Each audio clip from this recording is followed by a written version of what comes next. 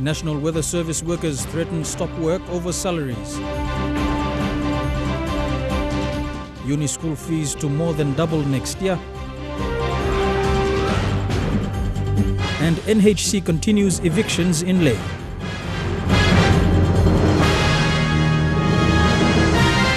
This is the National EMTV News with Meribah Tulo. A very good evening. Thank you for joining us for National EMTV News. The National Weather Service has threatened to stop work at the close of business tomorrow, that is 4:06 p.m. In a media conference today, they discussed reasons why members around the country have agreed to stop work. Committee member Lawrence Amora says their intentions are clear, and that is they want their overdue salary discrepancies from the year 2009 to be paid. After 9 years of waiting, they are still waiting for a positive feedback, and a stop work is planned for tomorrow. There are claims that the Transport Department have failed to address the issue on salary discrepancy.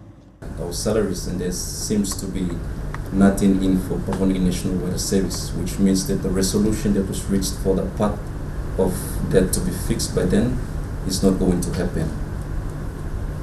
The entire Weather Service staff now had a staff meeting, and as their representative, they all agreed to go on work stoppage nationwide tomorrow, 4:06. Priority areas include the salary reconciliation, overtime, and further salary transfer from the current Civil Aviation Authority salary fixation agreement to public service salary structure. The threats to stop work will cause inconvenience to the aviation and maritime sectors that depend entirely on weather reports for their operations.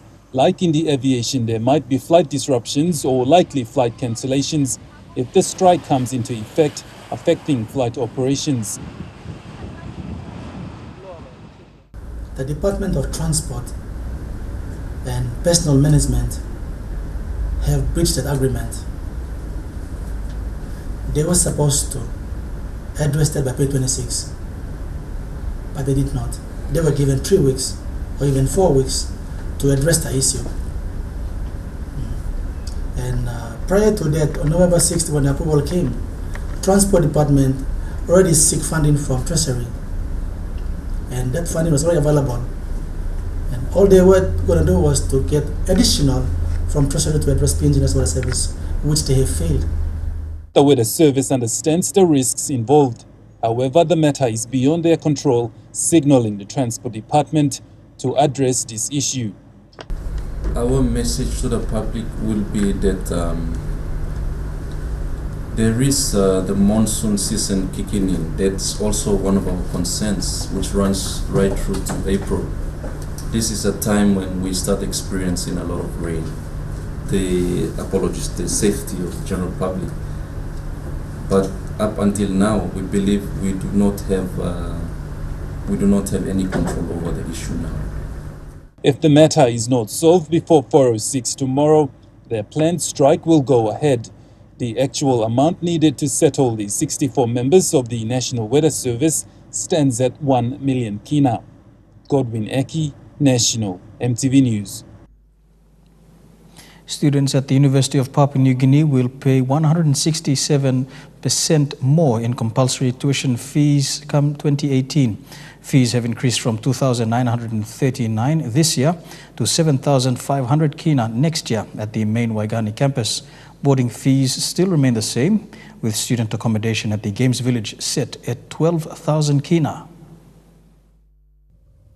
4,064 kina increase is how much parents of continuing and first-year students at the UPNG main campus will have to pay. This year, the compulsory fee for the Waigani campus students totaled to 2,939 kina. That's inclusive of tuition fee, service fee, administrative fee and SRC fees. In 2018, parents will pay 6,500 kina alone for tuition fee, while other fees that have to be paid are service fees of 645 kina, administrative fee of 330 kina, and SRC fee of 25 kina. If you add the boarding fee of 8,562 to the highest boarding fee of 12,000 kina at the Games Village, parents and students are looking to pay an average of 16,000 to 18,000 kina. And as for the Tarama campus, Tarama Health Science compulsory fee in 2017 was 3,029 kina. In 2018, fees have increased to 7,500 kina. For the medical faculty in 2017, it was 3,275 kina, and in 2018, a total of 9,005 kina. And for Tarama Nursing School, while in 2017 fees were 3,180 kina, in 2018 it has increased to 9,005 kina. In total, that's a 175% increase. And once again, with boarding included, parents are looking to pay an average of 18,000 kina to 20,000 kina plus next year. Meanwhile, honours, masters and postgraduate course fees remain the same. UPNG in 2018 budget received 5 million kina for infrastructure. Meanwhile, parents of students attending UPNG campuses are expected to pay 75% of the compulsory fees for registration. Failing to do so means the students automatically withdraws, and as for continuing students with outstanding, they must be settled before they can register for 2018. Adelaide Siraks Kari, National, MTV News. The NCD and Central Police Command in 2018 will focus on improving conduct and quick response to criminal activities.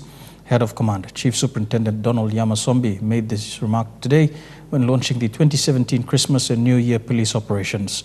The operations will run until January the 2nd next year.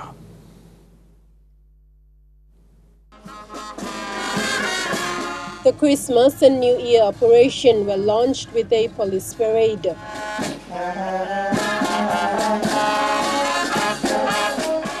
Consisting of members from the 8 police stations in Port Moresby, Central Province and the Mobile Squad.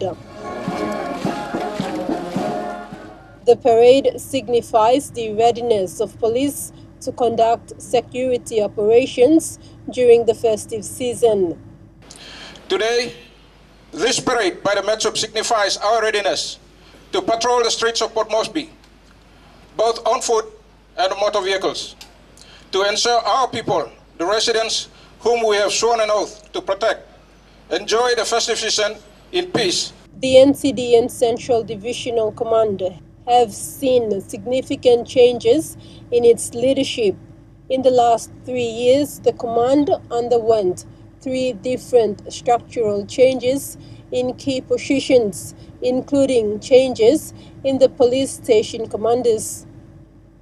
These changes were results of transferal directives from the Police Commissioner, Gary Barkey. In October was a major reshuffle by the Police Commissioner for 26 senior police officers in various commands, and this command, the National Capital District and Central, was no exception. I pay tribute. This will be ACP Yamasombi's first Christmas and New Year's operation as head of this command. Areas of focus for this operation include traffic checks and other alcohol-related incidents. Police personnel are expected to patrol the city, both on foot and using police vehicles. My priority come 2018 is to improve police accountability in our overall personal conduct and the response time to reported incidents as well as matters under investigation, to be thoroughly investigated within the time frames. Ladies and gentlemen, this is because we owe it to the residents of this city. It is because of them that we have a job. Takla Gunga, National MTV News.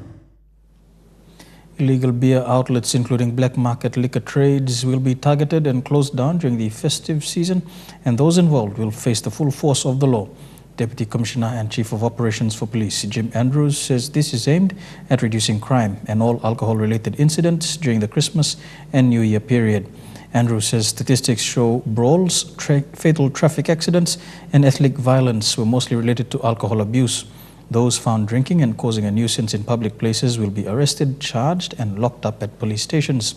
Meanwhile, police will conduct random roadblocks along various highways to clamp down on traffic infringements, including drink driving and transportation of contraband and illicit substances. The Chief of Operations says these activities affect peace and good order in communities and is appealing to citizens to be responsible. The operations will continue until the end of February next year. PNGA, in partnership with EMTV for the second year of the in-flight entertainment program, entertaining Christmas travelers on selected flights. Vocal Fusion Season 5 winner Francesca Tuluganaram and 3 other finalists, Jimlas Larry, Archie Tazi and Theresa Miria, are part of the team. Chief Commercial Officer Paul Abbott says Christmas period is often stressful and they hope this entertainment will help lower that stress for the travelling public. There have been positive reactions from passengers and the airline is privileged to have the luxury of showcasing very special talent. 5 days from Christmas and Santa Claus hasn't given up but has been spotted again at the domestic terminal of Jackson's Airport. He was out and about, continuing to put smiles on the faces of children, ensuring that the spirit of Christmas was in the ground and in the air as well. And perfect timing for holiday goers in the autonomous region of Bougainville. A new boat was purchased for the people of Torokina in South Bougainville. Purchased at a cost of 1 million kina, it's an initiative of South Bougainville MP Timothy Masiu to improve transportation services.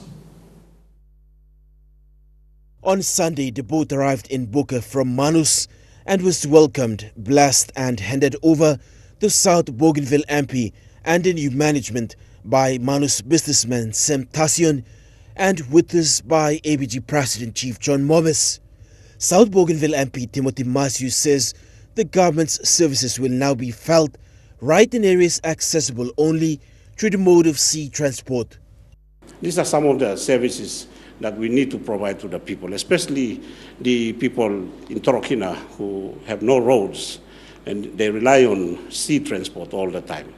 And of course the people in the coastal villages who find it very hard to get into main centers for hospital, for health services, for education and all that. So Masiu says the new workboat will give confidence to public servants to do their work and enable them to visit other rural communities for the equal distribution of government services.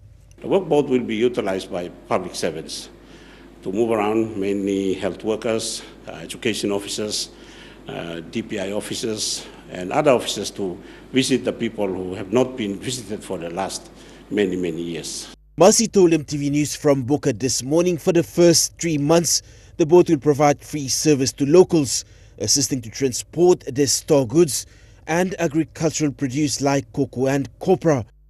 The name MV Sandy Rose Toroka will be christened on the boat, replacing the current MV Miss Semita Hepon. The official launching will be at Kangu Beach in Wien. Fabian Hakelitz, National EMTV News. You're watching National EMTV News. A coronial inquest into missing people in the waters of East New Britain ends. That story, among others, when returned.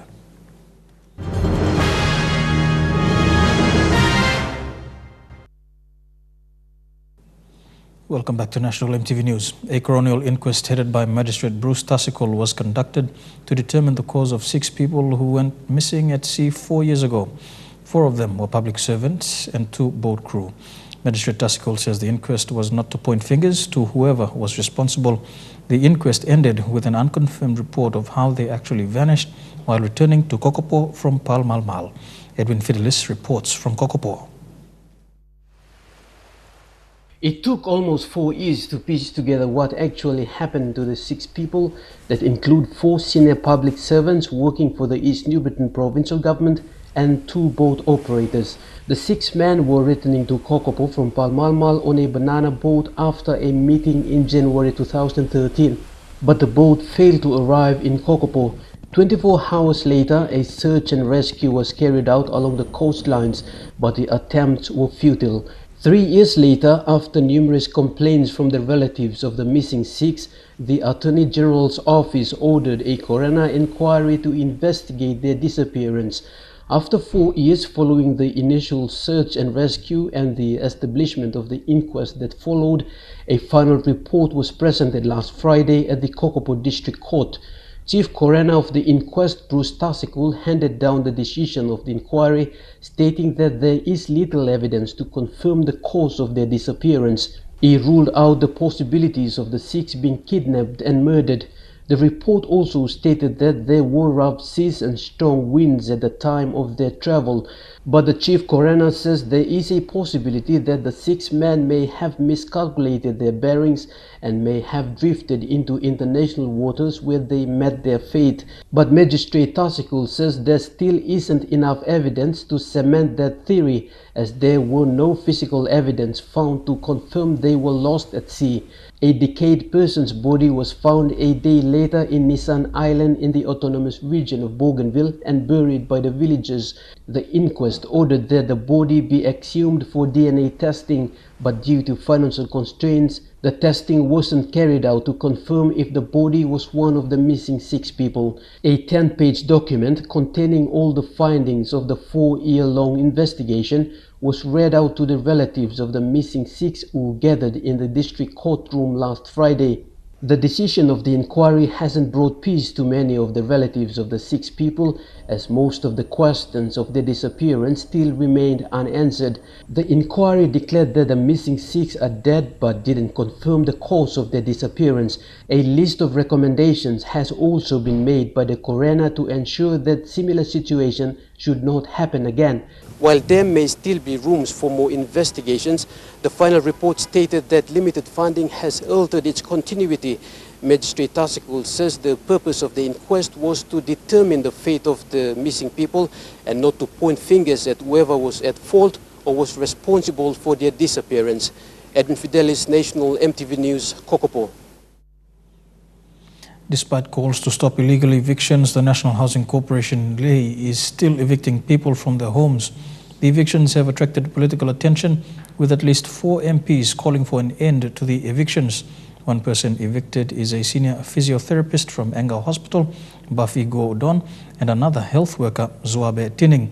Both were evicted from their homes last week after being told they had arrears to pay. Order because since I'm Buffy Guodon and her family are currently camping outside the 12th Street. She is the current legal tenant of the property but was forced to move out after being told she had arrears to pay. She says she has been up to date with her rental payments. I have a right also to occupy the State House, which the National Housing Corporation, they told me about that and they gave me the tenancy agreement to sign. Her father, Don Gorakine, and her children were at home when NHC officers came to evict them.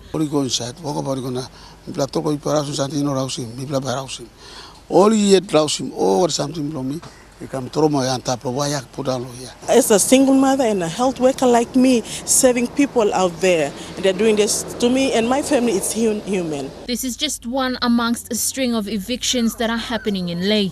2 weeks ago, a family in the 4 Mile area was given an eviction notice. They were told that their block of land had been sold. At least 15 families in the 4 Mile area have been victims of forced evictions. In Erico, another health worker is fighting for her home.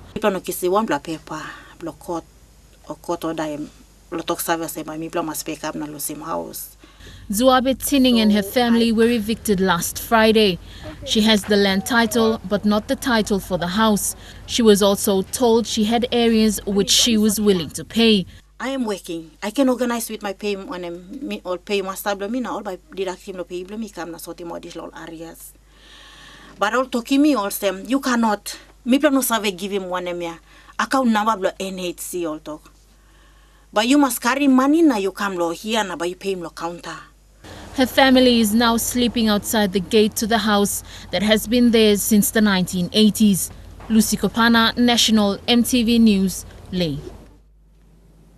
The outgoing United Nations resident coordinator in PNG, Roy Trivedi, has called on the country's leaders to continue to unite Papua New Guinea. He said the act of service this Christmas is important to put a smile on others' faces. Mr. Trivedi, well known for his distinguished services in PNG, this afternoon left the country for a new posting after 4 years of service. Wherever you are, whoever you are, first and foremost, make sure this Christmas, this New Year, look after your loved ones, the people that you care most about in your lives. Whether it is your parents, whether it's your other adults, your uncles and aunts, young people, etc., treat them with the respect that you like to be treated with. Make sure that you give them a hug. And not just once, make sure you mean that. Make sure you set a good role model for yourself, that you behave in the right ways for our young people to learn, and so on. And this Christmas, do something for somebody that you do not know. Just go and put a smile on their face. If we all do that, I think we will end up having a great Christmas. The spirit of Christmas will be alive, and we will move into the new year, and we will carry those things, and we will create a better world. It's a struggle as we are engulfed in materialism and consumerism, yet Christmas without Christ is a mess. This from Apostolic Nuncio Archbishop Kurian Matthew Vayalungkal when he paid his first visit to the inmates of Bomana Prison outside Port Moresby. He encouraged inmates to focus on the real meaning of Christmas. This is the Apostolic Nuncio's first visit to the Bomana Prison and was welcomed by Chief Superintendent Harahakeko, who expressed gratitude for spiritual benefit by the Catholic Church with weekly visits and catechism sessions of the Missionaries of Charity. Keko highlighted the need for more innovative programs to prepare inmates' life after prison. Over 700 inmates from the maximum security were joined by the female, juvenile and minimum security. Amongst them were 2 refugees.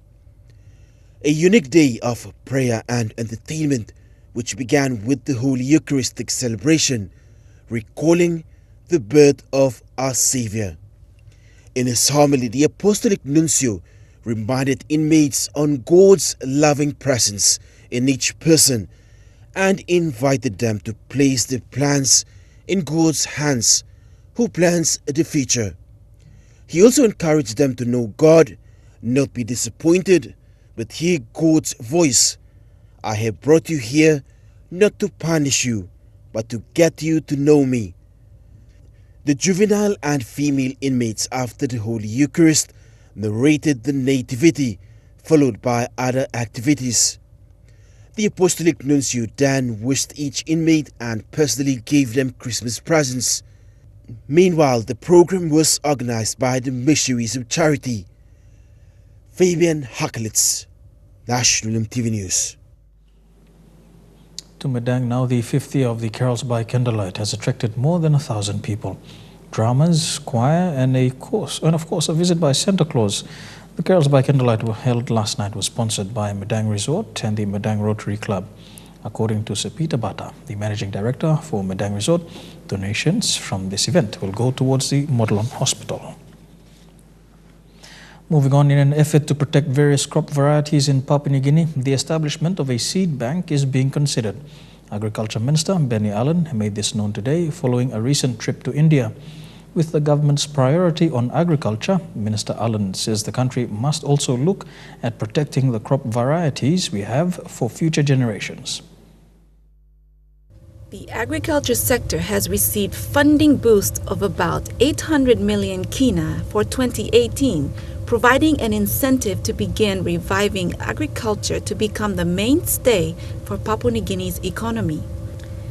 Minister Allen just returned from a fact-finding mission to India, exploring opportunities for collaboration and partnership in agriculture.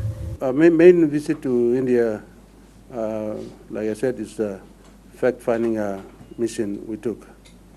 Now, as you know, India has a long relationship with Papua New Guinea. Among topics discussed were the importance of and need to improve policy, legislation, laboratories, facilities and equipment, and implementation models to promote and support food safety, food quality, food security, and fair practices. India is similar to, the agriculture sector is similar to Papua New Guinea, where, you know, a lot of our small farmers are rural-based. India is also the same. While in India, Minister Allen and his team had the opportunity to visit the India Agriculture Research Institute, India's premier agriculture research and innovation institute, and the Indian Bureau of Plant Genetic Resources, the world's second largest plant gene bank. Minister Allen says PNG needs to have a seed bank to preserve our crops. We asked them to come and assist us to set up a seed bank in Papua New Guinea. Secondly, to do research, assist our Nari people. From the meetings in India, a draft memorandum of agreement has been prepared to provide platforms to facilitate and support technical, research, development, extensions and investment opportunities and programs for both countries. To do research in what they want to invest in Papua New Guinea, in cotton and grain and all the other stuff they want to do to assist us. We requested for research and technology. We also requested for specific crops to be grown. One of them is the cotton. This is now with PNG's Foreign Affairs Department to consult with all relevant government agencies of both countries before it's finalized for signing. Lilian Kinea, National EMTV News. And now a look at the finance news. The kina closed unchanged at $0.3105 in the interbank market. At Bank South Pacific, your kina was buying $0.303, $0.3913 Australian dollars, $0.2531 euro, and 33.73 Japanese yen. Looking at commodity prices at New York close, gold is trading higher. Coffee, cocoa, and copper closed the day higher. Crude oil is trading higher. Palm oil closed the day lower, while copper closed the day higher. And on the stock markets, the Dow Jones closed 140 points higher, the ASX is up 32 points, and the All Ordinaries 33 points higher. You're with National EMTV News. Stories making headlines overseas when we come back, including 3 people killed and others injured when a train derailed in the US. Stay tuned.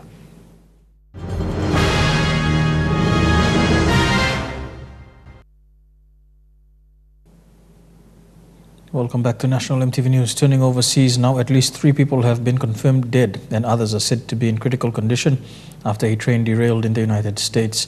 Officials say 77 people were taken to hospital after most of the Amtrak's train carriages left the track. There were 86 people on board.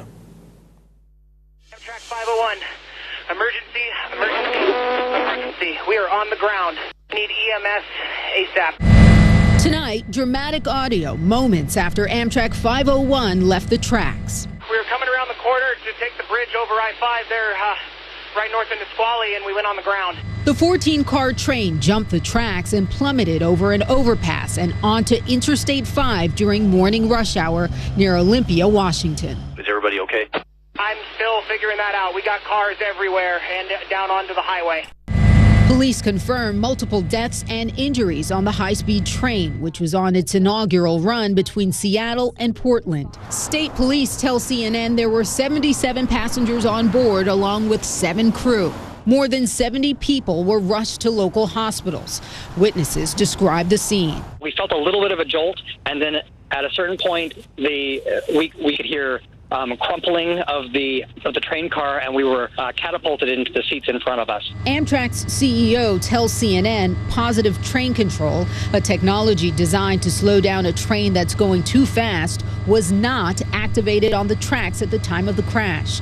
The National Transportation Safety Board is launching a full investigation tonight, dispatching a team of 20 investigators to the scene. This was called an inaugural run of this service, but we want to check and make sure what that exactly means. An NTSB official tells CNN the investigation will focus on recovering the train's data recorders to determine the train's speed.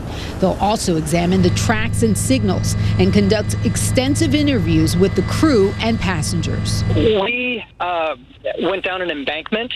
We had to kick out the window, the emergency window.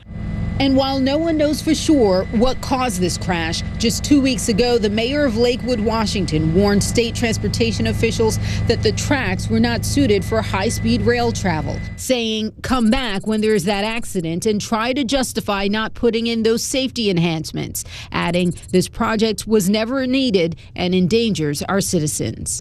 The last major Amtrak crash was just 2.5 years ago in Philadelphia, when Amtrak 188 from Washington, D.C. to New York City derailed, killing 8 and sending more than 200 others to the hospital. In that crash, the train's data recorder revealed it was traveling at 106 miles per hour around a sharp curve that had a speed limit of 50.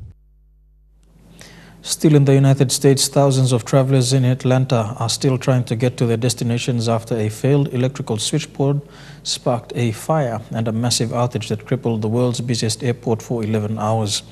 The chaotic scenes are returning to normal, but some passengers have been told it could be days before they could rebook their flights.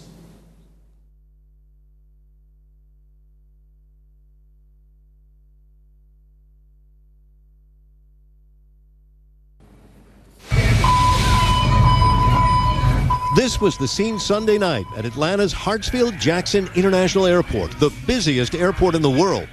Thousands stranded in terminals, in lines, and on airplanes as a power outage paralyzed the airport for hours. Travelers were also left in the dark about what was happening. Now we're all just waiting to get out of here. It's been a complete nightmare. There was no one in there explaining anything. They didn't do anything to take care of it.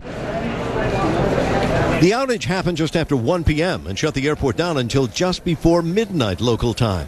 More than 1,000 flights were canceled into and out of the airport, and Atlanta Mayor Kasim Reed estimates that some 30,000 people were directly affected. I want to express my sincere apologies to the thousands of passengers whose day has been disrupted in this manner. We certainly understand that the outage has caused frustration and anger, and we are doing everything that we can to get folks back home right away. The outage started with a fire in a Georgia Power underground electrical facility, but the cause of the fire is still unknown and under investigation. The airport is now open and trying to get thousands of people back on track with their travel plans. And United States President Donald Trump has a message. America is coming back strong. Those words as he unveiled a new national security strategy. And while Mr. Trump said the U.S. will seek cooperation with its rivals, he also promised to stand up for the U.S. like never before. America is coming back, and America is coming back strong. President Trump laying out his national security blueprint today, offering a broader look at a strategic worldview. We also face rival powers, Russia and China, that seek to challenge American influence, values, and wealth. We will attempt to build a great partnership with those and other countries, but in a manner that always protects our national interest. But the president did not specifically call out Russia's meddling in the 2016 election, even though it is directly mentioned in the formal national security strategy released by the White House that says, today, actors such as Russia are using information tools in an attempt to undermine the legitimacy of democracies. Instead, he pointed out a friendlier relationship with Russian President Vladimir Putin, who he's talked to twice in the last 4 days. I received a call from President Putin of Russia thanking our country for the intelligence that our CIA was able to provide them concerning a major terrorist attack planned in St. Petersburg, where many people, perhaps in the thousands, could have been killed. He outlined a strategy with these 4 pillars: defending the homeland, American prosperity, advancing American influence, peace through strength. We know that American success is not a foregone conclusion. It must be earned, and it must be won. Our rivals are tough. They're tenacious and committed to the long term. But so are we. The president's remarks at the Ronald Reagan building, only blocks from the White House, were part campaign valedictory and part forward-looking strategy. Today, he blasted the work of presidents who have come before him, taking aim at policies of the Obama and Bush administration. American citizens, as usual, have been left to bear the cost and to pick up the tab. CNN is learning new details about a now-defunct secret U.S. program which investigated unidentified flying objects. A decade ago, the U.S. Congress quietly set up a multi-million-dollar program to investigate what are popularly known as UFOs. Look on the ASA.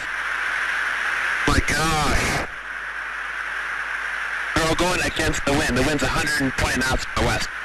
Look at that thing, dude. It's a bit eerie. The Defense Department's UFO program is facing scrutiny because of its high cost to the tune of $22 million each year. CNN's Brian Todd joining me now live from Washington with more details. Hi there, Brian. So what are we learning about this federal program to identify UFOs? Well, Amara, a short time ago, former U.S. Senator Harry Reid, the driving force behind this program, defended it to CNN, saying it was groundbreaking. But we have learned that Reid was persuaded to push this program by a longtime friend who had donated a lot of money to Reid's campaigns. This is a man who says he believes in UFOs and aliens. Commander David Fravor still can't explain what he says he saw that day. November 2004, the Navy fighter pilot was on a training mission west of San Diego when he was ordered to check out something in the water not far away. On a clear day, over a smooth ocean, he saw the object, waves breaking over it, and says he saw something hovering above it. It's randomly moving north, south, east, west, just random, just stopping, going the other direction, like you could do with a helicopter, but a little bit more abrupt. It looks like a 40-foot-long tic-tac with no wings. Fravor says he and his four-man team tracked the object for several minutes until it just disappeared.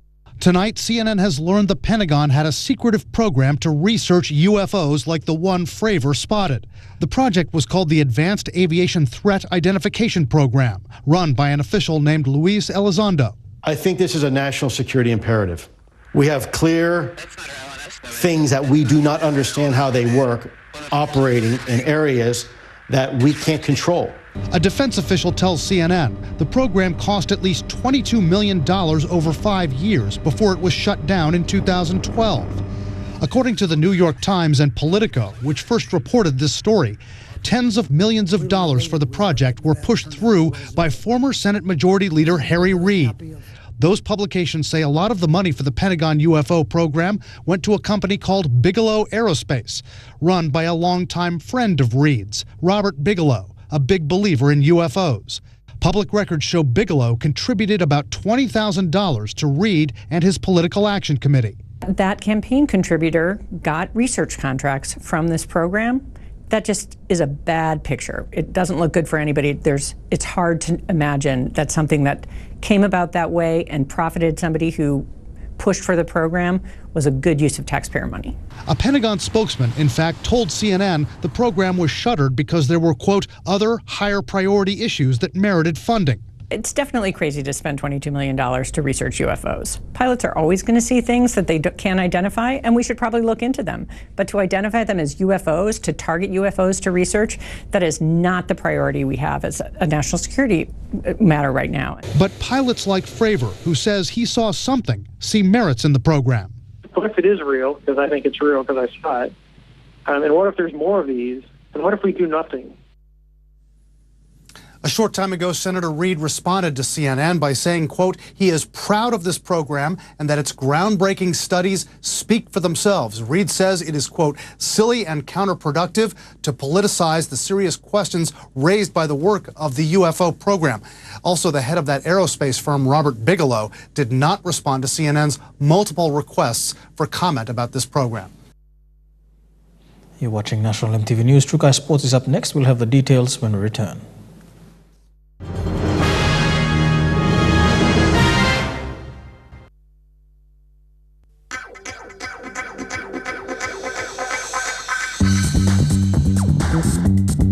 True Guy Sports.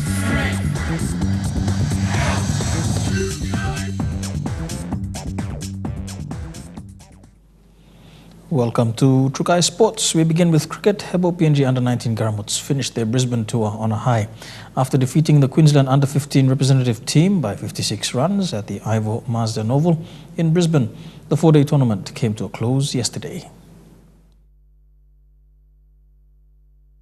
Batting first, the Hebao PNG Garamud scored their highest total of the tour, posting 7 from 224 of their allotted overs. Opening batsman Heagi Toa scored 27 runs, while William Iga and OVSM registered more runs with standout performances. Asa and Noah Rarua also posted an unbeaten 93 runs, just 60 balls to guide Garamuds to 224. But the young Queensland under-15 representative side was not able to handle the bowling attack from the Garamuds, eventually being bowled out for 168. James Junior Tao, 2 from 43, and Leka Moria, 2 from 25, were the pick of the Garamuds bowlers, taking 2 wickets apiece, while Frank Ani, Ovias Asa and Jack Gardner all picked up a wicket each. Garamuds finished their Brisbane tour with 2 wins and 2 losses. These matches were all in preparation for the ICC Under-19 Cricket World Cup in New Zealand next month, in which they are qualified for the 8th time. Shane Saroya, National MTV Sports. Still on cricket, Australia's Ashes winning Test team had a well-earned celebration last night after winning back the tiny trophy that means so much to their national pride. But far from basking in the glow of victory, they're turning their focus to winning the next boxing test next week. Well, the scoreboard behind me here at the WACA ground still tells the story of what happened in the 3rd test. A stunning victory for the Aussies saw them regain the Ashes, puts them up 3-0 in the series and keeps them on track for a whitewash. England are under the pump and it's starting to show. Spirits weren't exactly high today as the team left Perth. The skipper didn't want to take any questions. Answer some questions at the time. One of the reasons England have struggled this series is their senior players being horribly out of form. Former skipper Alastair Cook has scored just 83 runs in 6 innings. Guys, tough day at the office. How are you feeling? Been better, thank you. Cheers. You're playing for pride now. What are you hoping to get out of these last 2 tests? We'll try and win them, haven't we? It's a different story for the Aussies. They were all smiles following a night of celebrations. Spent a bit of time in the rooms with the boys, and you know, those are the moments you really cherish and why you play the game. So it was I guess a whole heap of emotions came out after winning an Ashes series. Not such a glorious finish for outgoing WACA curator Matt Page. He suffered concussion when he was hit by an out-of-control cover during Perth's wild weather.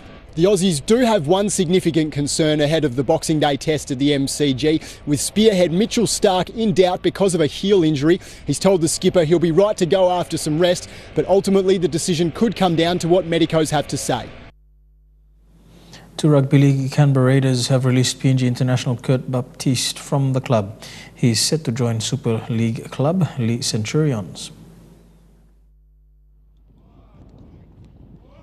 The PNG international played 56 games for the Raiders after joining the club in 2014, having started his NRL career at the Brisbane Broncos in 2011. He has signed a 1-year deal with the Centurions. Baptiste's exit follows the signing of fellow hookers Craig Garvey and Siliva Havili, who was set to battle for the number 9 jersey at the start of the season after first choice Josh Hodgson suffered a knee injury at the 2017 Rugby League World Cup. They were hoping to keep Baptiste for the 2019 season following Hodgson's injury, but had to release him to fit under the $9.4 million salary cap. Another PNG international has been scouted by the Sydney Roosters. Young Lachlan Lamb, son of Adrian Lamb, made his debut for PNG during the World Cup clash against USA. He was recently signed by the Roosters after Jaden Nikorima was placed on a 12-week suspension and Mitchell Pearce joined the Newcastle Knights. Elijah Levette, National MTV Sports. And don't go away, Trukai Sports continues after these messages. Stay tuned.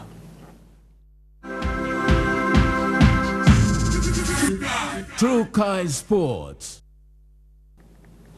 Welcome back to Trukai Sports. The Pacific Games Council discussion to include island nations in the region to be part of the largest sporting event has been welcomed by athletes from the mini-games in Vanuatu.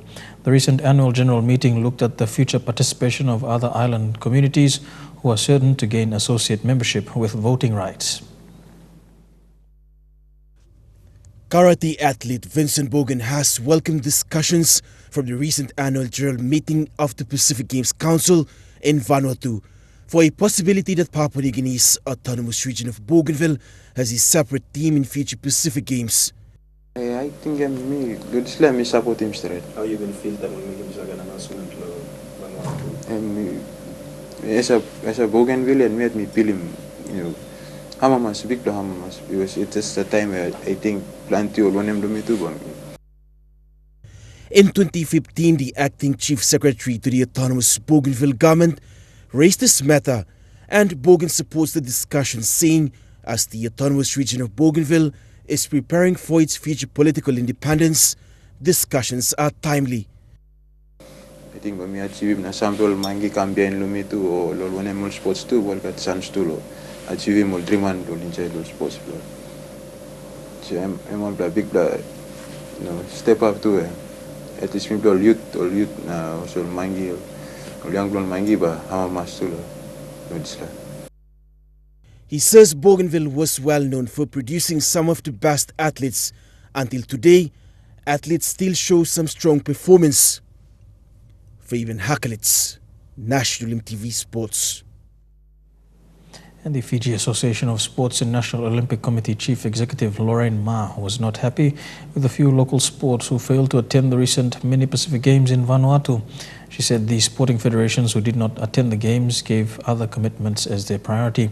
Fiji won the previous mini games in the Cook Islands in 2009. She said with teams failing to take part in the mini games, this has affected Fiji's rankings. And we go for a break now. When we come back at the weather details for Wednesday. Stay tuned. Kai Sports.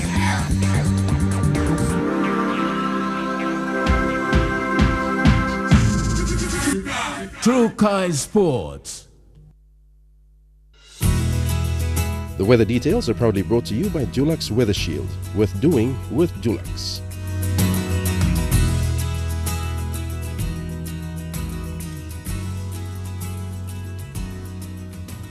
I'll look at the weather forecast in the New Guinea Islands region for the next 24 hours. Some showers expected in Lorangau and Buka. A few showers as well in Kavieng, Kokopo, Rabaul and Kimbe.